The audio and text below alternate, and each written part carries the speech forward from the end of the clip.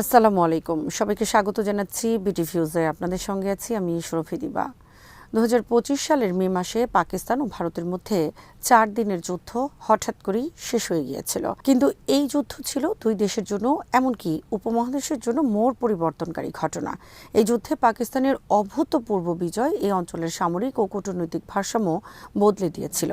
বিশ্বজুড়ে পাকিস্তানের মর্যাদা যেমন বেড়েছে, তেমনি বিশ্বের দুই সুপার পাওয়ার যুক্তরাষ্ট্র ও চীনের ঘনিষ্ঠ মিত্রে পরিণত হয়েছে ইসলামাবাদ।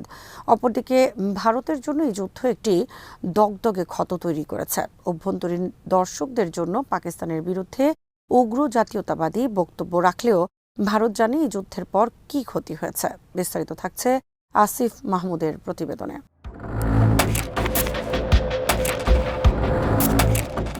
পাকিস্তানে এই সংক্ষিপ্ত যুদ্ধের প্রথম বার্ষিকীটি সামরিক বিজয় হিসেবে উদযাপন করা হয়।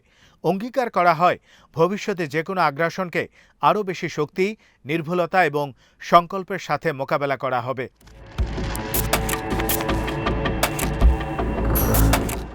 এর সম্পূর্ণ বিপরীতে নয়াদিল্লি এই দিনটিকে চিহ্নিত করছে সন্ত্রাসবাদের প্রতি শূন্য সহনশীলতা, জিরো টলারেন্স জোরদার করার মাধ্যমে এবং ভারত শাসিত কাশ্মীরের পহলগাম অঞ্চলে জঙ্গি হামলার বিরুদ্ধে তাদের সশস্ত্র বাহিনীর পদক্ষেপের প্রশংসা করে। নয়াদিল্লি পাকিস্তানকে ওই হামলার পৃষ্ঠপোষকতার জন্য অভিযুক্ত করেছিল।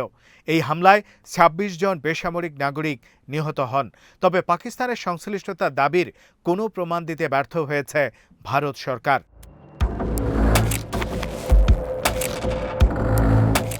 পাকিস্তান ও ভারতের মধ্যকার শত্রুতার মূলে রয়েছে দীর্ঘ ইতিহাস। এর কেন্দ্রে রয়েছে মুসলিম সংখ্যাগরিষ্ঠ বিভক্ত হিমালয় অঞ্চল কাশ্মীর, যেখানে ১৯৪৮ সালে জাতিসংঘের প্রস্তাব অনুযায়ী গণভোটের আহ্বান জানানো হয়েছিল।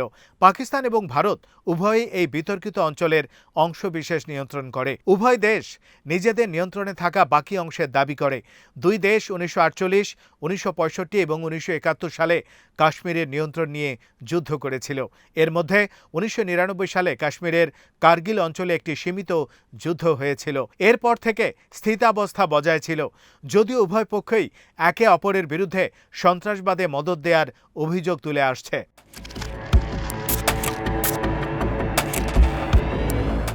ভারতের কট্টরপন্থী হিন্দু জাতীয়তাবাদী প্রধানমন্ত্রী নরেন্দ্র মোদী ২০১৯ সালের ৫ই আগস্ট ভারত নিয়ন্ত্রিত কাশ্মীরের বিশেষ সাংবিধানিক মর্যাদা বাতিল করে এবং একে কেন্দ্রশাসিত অঞ্চলের অন্তর্ভুক্ত করে।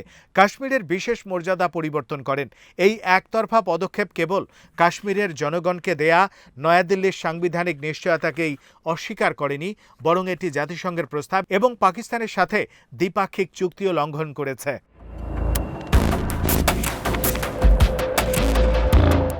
কাশ্মীরের বিশেষ মর্যাদা বাতিলের প্রতিক্রিয়ায় ভারতের সাথে কূটনৈতিক সম্পর্ক অবনমিত করে পাকিস্তান।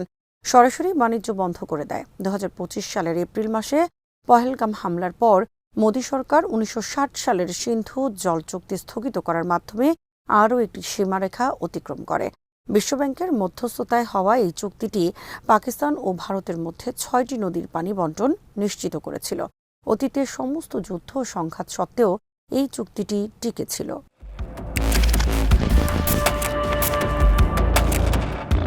ভারতের প্রধানমন্ত্রী তার রক্ত এবং পানি একসাথে বইতে পারে না বক্তব্যের মাধ্যমে খেলার নিয়ম বদলে দিয়েছেন।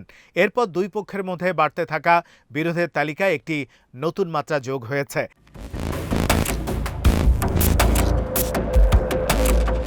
বিশ্বব্যাংকের মধ্যস্থতায় হওয়া চুক্তি অনুযায়ী পাকিস্তানের জন্য নির্ধারিত ৩টি নদী থেকে পানির প্রবাহ বজায় থাকা তাদের অস্তিত্বের প্রশ্ন।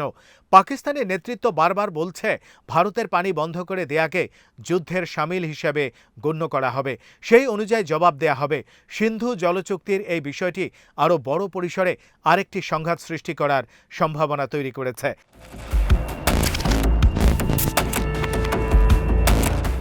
মোদির এই চরম উত্তেজনার কৌশল তার বৃহত্তর হিন্দুত্ববাদী রাজনীতির অংশ, যেটি অভ্যন্তরীণ ক্ষেত্রে মুসলিম বিরোধী এবং বাইরের ক্ষেত্রে পাকিস্তান বিরোধী।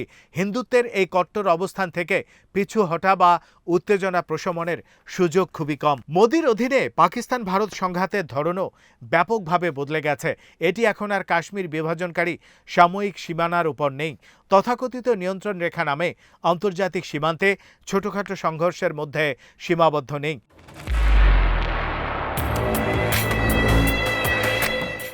এখন ভারত কাশ্মীরে অরাষ্ট্রীয় শক্তি বা নন স্টেট অ্যাক্টরদের যে কোনো হামলার জবাবে সংঘাতের সীমা কমিয়ে এনেছে। ভারত আন্তর্জাতিক সীমান্ত অতিক্রম করে পাকিস্তানের অভ্যন্তরে গভীর হামলা চালাচ্ছে। এই ধরনের হামলা 2019 সালের 26শে ফেব্রুয়ারি সীমিত পরিসরে ঘটেছিল। এরপর 2025 সালের মে মাসে যুদ্ধের সময় ঘটেছিল।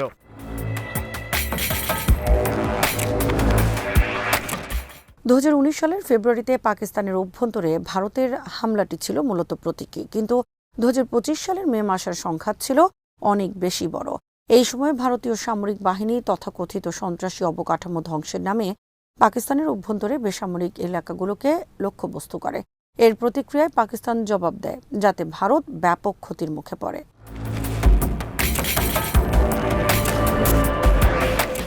2025 সালের এই যুদ্ধ ছিল পুরোপুরিভাবে একটি আকাশ যুদ্ধ, যেখানে ক্ষেপণাস্ত্র ও ড্রোন ব্যবহার করা হয়।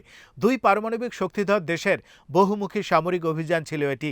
যে কোনো পক্ষের সামান্য ভুল হিসেব একটি পারমাণবিক বিপর্যয় ডেকে আনতে পারত। এই যুদ্ধ বন্ধে মধ্যস্থতাকারী মার্কিন প্রেসিডেন্ট ডোনাল্ড ট্রাম্প বারবার বিষয়টির উল্লেখ করেছেন।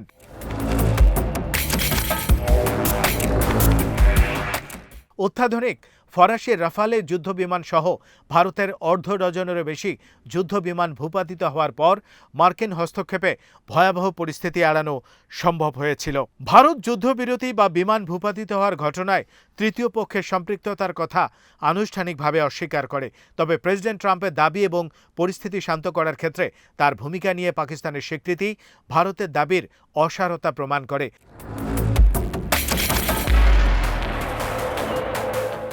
উভয় পক্ষের আনুষ্ঠানিক বিজয়ের দাবির বাইরেও এই সংঘাত তাদের সামরিক সক্ষমতা, কৌশলগত সীমাবদ্ধতা, অর্থনৈতিক সক্ষমতা সহ দুই পক্ষের দুর্বলতাগুলো সামনে এনেছে।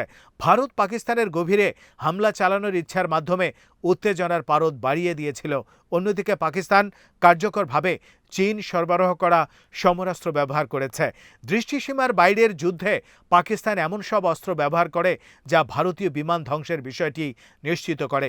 পাকিস্তানের এই পাল্টা আঘাত হানার সক্ষমতা শুধু ভারত নয়, গোটা বিশ্বকে অবাক করেছে।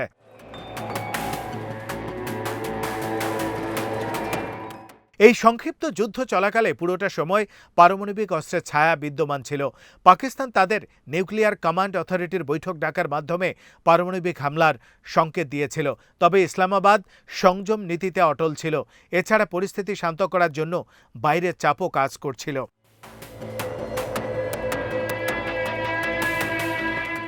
সংক্ষিপ্ত সংঘাত দেখিয়েছে দীর্ঘস্থায়ী যুদ্ধ মানবিক ও অর্থনৈতিক উভয় দিক থেকেই ভয়াবহ মূল্য ডেকে আনতে পারে। $4 ট্রিলিয়ন বেশি জিডিপি সম্পন্ন ভারত যুদ্ধের ধাক্কা তুলনামূলকভাবে ভালোভাবে সামাল দিতে পারলেও বাণিজ্য ব্যাহত হওয়া, বিনিয়োগকারীদের সরে যাওয়া এবং বিপুল সামরিক ব্যয়ের কারণে বড় অর্থনৈতিক মূল্য পরিশোধ করতে হবে। অন্যদিকে মুদ্রাস্ফীতি, নিম্ন অর্থনৈতিক প্রবৃদ্ধি এবং বিশাল ঋণের বোঝায় জর্জরিত পাকিস্তানের ভঙ্গুর অর্থনীতির জন্য যুদ্ধ আরও বড় চ্যালেঞ্জ।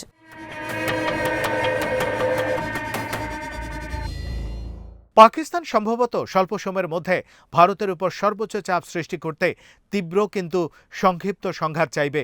একই সঙ্গে দীর্ঘমেয়াদী যুদ্ধ ঠেকাতে তাদের পারমাণবিক অস্ত্রকে প্রতিরক্ষামূলক ঢাল হিসেবে ব্যবহার করবে। কিন্তু উভয় পক্ষের এই ঝুঁকিপূর্ণ শক্তি প্রদর্শনের কৌশলের সঙ্গে বিরাট ঝুঁকি ও মানবিক ক্ষয়ক্ষতি জড়িত।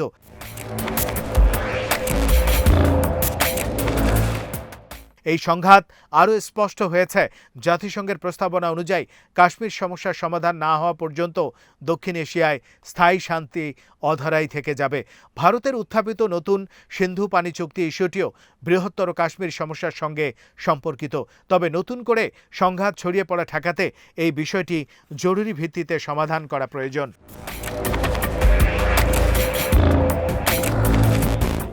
সম্ভাব্য কোনো পানিযুদ্ধ পুরো অঞ্চলের জন্য বিপর্যয়কর পরিণতি বয়ে আনতে পারে। এই সর্বনাশ ঠেকানোর একমাত্র উপায় হল বিশ্বব্যাংকের মধ্যস্থতায় হওয়া চুক্তিটিকে পূর্ণাঙ্গভাবে ফিরে পাওয়া এবং তা যথাযথভাবে মেনে চলা। ভবিষ্যতে স্বাভাবিক ও অর্থবহ কূটনৈতিক সম্পর্ক পুনরুদ্ধারের জন্য নয়াদিল্লিকে ভারত নিয়ন্ত্রিত কাশ্মীর রাজ্যের মর্যাদা 2019 সালে 5 আগস্টের আগের অবস্থায় ফিরিয়ে আনতে হবে।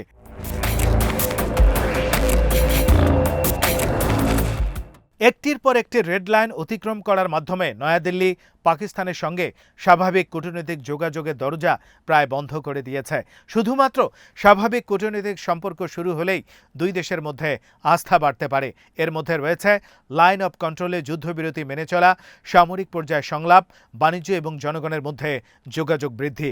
একই সঙ্গে দুই দেশকেই সন্ত্রাসবাদ নিয়ে একে অপরের উদ্বেগগুলো গুরুত্ব সহকারে মোকাবেলা করতে হবে। তবে ভারতের হিন্দুত্ববাদী একগুঁয়েমি নীতি দুই দেশের আপোষের পথ কার্যত বন্ধ করে রেখেছে।